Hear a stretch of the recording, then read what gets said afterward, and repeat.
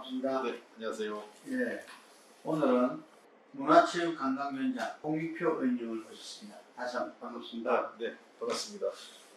워낙 전국 이슈가 되어 있으니까 그거 하나만 물어보고 다시 상임위 그 이야기를 듣도록 하겠습니다.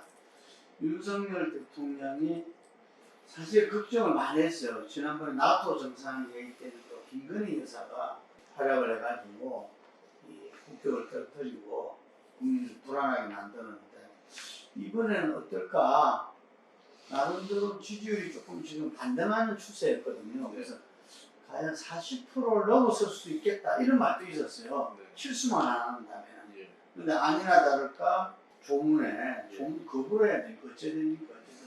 거부에다가 지금 현재 정상회담 처음부터 한미 정상회담 기정사실하고 간 거잖아요. 근데 아마 바이든 일정이 꼬이면서 48초 한답으로 끝난 데다가 기시다 총리하고는 정말 굴욕이고 처음부터 우리는 한다 했는데 거기는 계획 없다 그러고 오죽했으면은 시작 2분 후에 우리 언론에 알리고 하여간에 이런 점은 없었던 것 같아요. 엄청난 외교 참사에 또 마음까지 여야를 떠나서 국민 모두가 또다시 불안에 떨고 있는 것 같아요. 지금 경제도 어려운데. 네, 어떻게 보세요? 그러니까 이게 그 몇 가지 단어로 요약이 될 것 같아요. 네. 크게 보면 아까 말씀드린 엘리자베스 여왕 그 조문이 불발됐지 않습니까? 네. 뭐 현지 교통사정이라고 하는데 뭐 저는 이제 그거를 그 홀대가 아니라 원래 그 대우받으러 조문 가는 게 아니지 않습니까? 조문은 상대방에 대한 예의를 갖추기 위해서 가는 건데 이거는 홀대가 아니라 결례죠. 조문을 하러 갔으면 어떠한 형태든 현장에서 그 조문하신 방법을 찾았어야 되는데 전에 한번 기억나시는지 모르겠는데 문재인 대통령이 뉴욕에 정상회담 지금 미션을 갔을 때 맨하탄 인근에서 차에 내려가지고 걸어 뛰어간 적이 있어요. 왜냐면 잘 아시는 것처럼 맨하탄 같은 경우는 차가 굉장히 막힙니다. 저도 맨하탄 출장 가면 현지에서 차량으로 이동을 하는데 차량을 이동하다가 상황에 따라서는 그냥 내려서 걸어가기 더 빠를 때가 많아요. 그래가지고 그러한 것들에 대한 성의를 본인 그 대통령과 대통령 네 분이 조문을 하러 가셨으면 좀 불편하더라도 조문을 하는 게 예의에 맞는 우리가 그 예우를 하는 건데 결국은 그러하지 못했던 측면에서 이 영국에서는 우리가 조문 외교에서 결례를 범하게 된 거고요. 근데 영국 왕실 협의 때문에 영국 왕실 요구 때문에 그랬다는 식으로. 그거는 뭐 제가 보기엔 우리만 그러면 다른 나라는 뭐 영국 왕실이 뭘 잘해줘서 그 조문을 한 거 아니지 않습니까? 뭐 프랑스 대통령도 그렇고 상당히 많은 캐나다 총리도 그렇고 다 걸어서 줄 서서 조문을 하셨지 않습니까? 예외적으로 몇 명 하신 분이 저기 미국 바이든 대통령이나 또 왕실에서 오신 분들만 예외적으로 약간 좀 특혜를 좀 더 드린 것 같아요. 그리고 나머지 일반 그 정상들은 그 나라와 관계없이 워낙 많은 국가 정상들이 오다 보니까 한 분 한 분에 대해서 영국 그 왕실에서나 또는 영국 그 정부에서 그 대우하기가 쉽지 않았을 거예요. 근데 대우받으라는 게 아니잖아요. 아까 제가 분명히 말씀드렸지만 좀 불편함을 감수라도 하더라도 우리가 최대한 예우를 하러 간 거기 때문에 그 예우를 하지 못한 것은 결례다. 영국에서는 결례였고요. 그다음에 기시다 총리하고의 이걸 약식 정상회담이라고 해야 될지 저는 간담회라고 일본에서 간담회 이게 처음부터 참사인데 사실 합의되지도 않은 상태에서 우리 김태호 그 안보실 차장이 결정됐다 한일 정상회담 하기로 했다고 국내에서 발표했지 않습니까? 그런데 일본 측에서는 발표가 결정된 바 없다 라고 했어요. 이거야말로 이것도 좀 웃긴 거죠. 원래 정상회담은 그게 뭐 약식이든 간담회든 뭐든 그 양 정상이 만나기로 했으면 양쪽이 동시에 발표하는 겁니다. 합의가 안 된 상태에서 한쪽은 됐다고 발표하는 거고 일본은 결정되지 않았다라고 하면 사실 이거는 합의가 안 된 거죠. 근데 왜 발표를 했나요? 그러니까 뭔가 그 조급함, 성급함, 굉장히 아마추어 의견인데 저는 이번 참사 과정에서 가장 큰 책임 있는 사람 중에 하나가 김태호 안보실 차장이라고 생각을 합니다. 이게 정식 외교관들 출신의 외무공무원들이라면 이런 정도의 제가 실수는 하지 않습니다. 그러니까 우리가 농담삼아 우리 외교부 공무원들을 들이면 뭐 기분 나쁠 수 있겠지만 우리가 농담삼아 이런 얘기 많이 합니다. 그 제 친구도 뭐 제가 아는 지인들도 외교부 공무원들 있는데 농담삼아 옛날에 이런 얘기를 해요. 우리가 뭐 다른 건 못해도 의전은 잘하지. 이런 얘기 하잖아요. 그리고 사실 외교에서 의전이 되게 중요합니다. 그렇죠. 근데 이거는 내용은 둘째치고라도 의전 때문에 망한 외교가 된 거거든요. 차라리 우리 외교부 공무원들이 주도했다면 이런 이 의전상의 망신이나 참산이 있지 않았을 것 같아요. 그래서 이 기시다 총리하고의 그 외교는 우리 양국 그 한일 간의 깃발도 없이 일종의 이제 굴욕적인 현상이 된 거죠. 바이든 대통령하고 48초 그냥 그 여러 가지 그 9월 그 뉴욕에 가면은 세계 모든 정상이 오고 모든 정상들이 미국 대통령 만나려고 하기 때문에 전 못 만날 수도 있습니다. 뭐 우리 그거 갖고 잘못됐다 이렇게 얘기하고 싶지 않은데 48초 동안 통역까지 있어가지고 무슨 얘기를 할까요? 만나서 반갑습니다. 오랜만입니다. 잘 계셨죠? 바이든 대통령도 뭐라고 하나 답변하실 거고 그러면 그거를 48초 다 지나지 않을까요? 잘 오셨어요 이렇게 얘기하면. 근데 우리 청와대 대통령실 발표가 인플레이션 감축법도 얘기했다, 뭐 북핵도 얘기하고 그런 얘기들을 하고 답변할 시간이 48초에 될까요? 그러니까 이거는 도리어 그냥 지나가는 길에 조우했고 양 정상이 뭐 충분히 우리가 한미 양국이 교감하기 때문에 굳이 어떤 정상회담을 하면 좋지만 그렇지 않은 상황에서 뭐 그렇지 못한다고 해서 한미 양국 간에 무슨 문제가 있는 거 아니다 이렇게 하면 될 일을 일종의 이거는 뻥튀기 외교죠. 과장 외교. 그러니까 제일 하지 말아야 될 겁니다. 외교가 했던 팩트를 갖고 해야 되는데 그 있지 않은 내용 또는 약간의 내용을 부풀려서 하는 이런 뻥튀기 과장 외교는 반드시 이게 그 후폭풍이 생깁니다. 그다음에 이제 그 마지막은 나오는 길에 이제 그 말씀에서 대참사가 이거죠.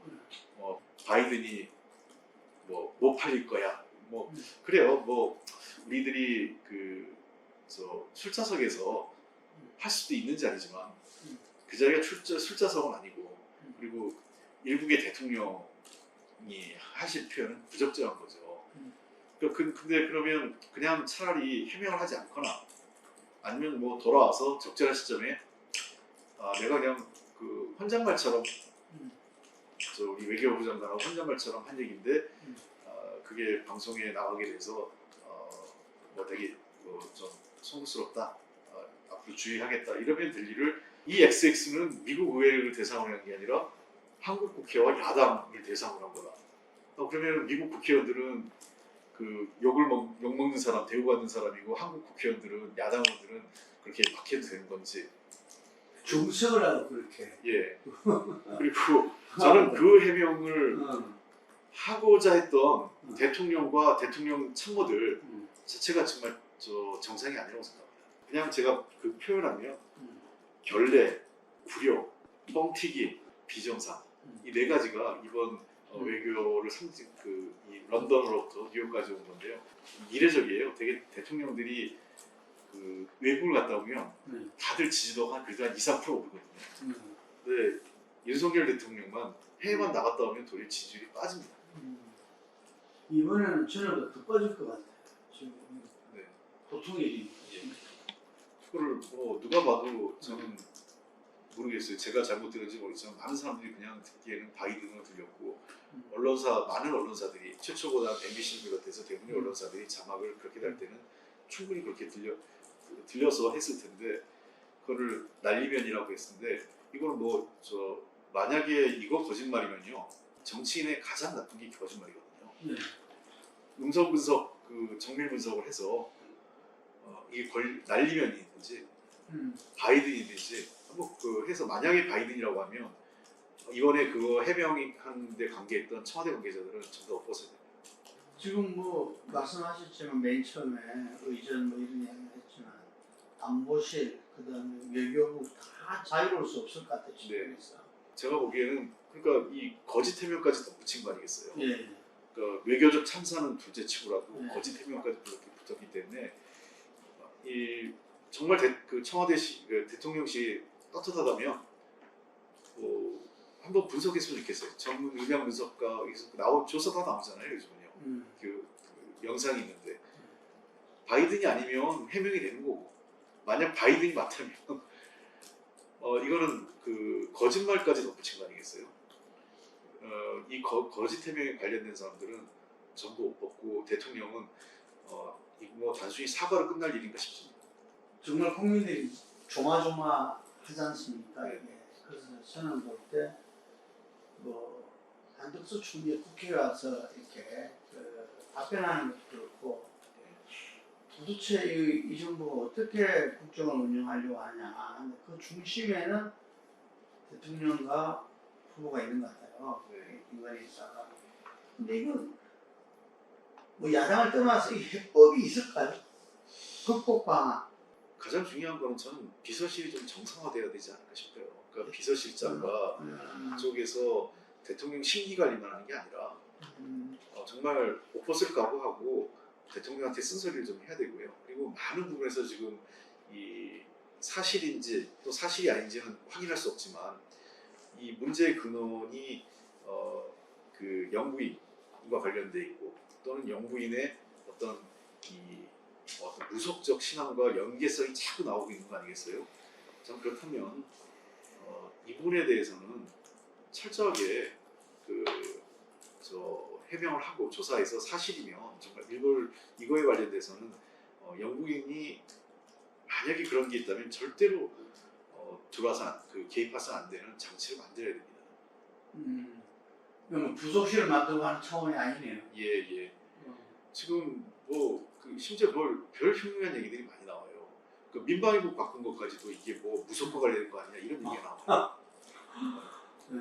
왜냐하면 비상식적이거든요. 느닷없이 예, 보통 민방위법 바꾼 게 그렇게 시급한 일도 아니고 그리고 공무원들이 그런 지시를 대통령이 하고 심지어 대통령이 해도 검토하는데 6개월 시행하는데 뭐 한 1년 걸려서 한 1, 2년 걸리는 일이거든요.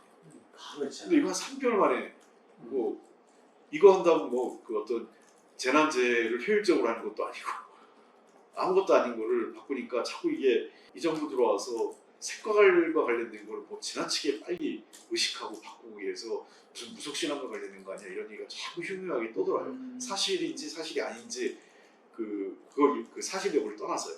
그래서 그러면은 사제에 이런 그 루머가 떠도는 근원을 해소하는 게 대통령실과 여당이 좀 해야 될 겁니다. 안 그러면 제가 보기에는 뭘 해도 자꾸 그런 영부인과 무속과 관련된 얘기가 반복적으로 나올 것 같아요. 대통령실이 대통령한테 노할 수 있는 그런 사람들로 네. 새롭게 구성되어지고 영부인 문제, 김건희 여사 문제는 차제에 좀 제대로 정리할 수 있어야 된다.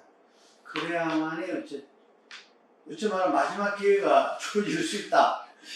제 생각이 그런데요. 예, 저도 좀 안타깝습니다. 왜냐하면 뭐 여러 가지 대통령으로서 고민이 왜 없겠습니까? 뭐 잘해보고 싶을 거고요. 근데 그러한 것들이 본질적인 내용들이 다 사라지고 이런 어떤 그 형식이나 또는 어떤 그 틀과 관련된 또 어떤 외적인 다른 문제들로 인해서 본질이 다 사라지고 또 단순히 이게 대통령 개인의 문제가 아니라 국가 전체 그다음에 국민적 어떤 그 논란까지로 확산되는 것 자체가 한편으로 안타깝고요. 이거를 바로잡지 않으면 앞으로 남은 한 4년 반 정도의 국가 운영을 어떻게 하겠는지는 걱정이 진짜 굉장히 걱정됩니다. 국민들이 대통령과 국가를 정부를 걱정하는 이런 상황이 반복돼서는 안 된다고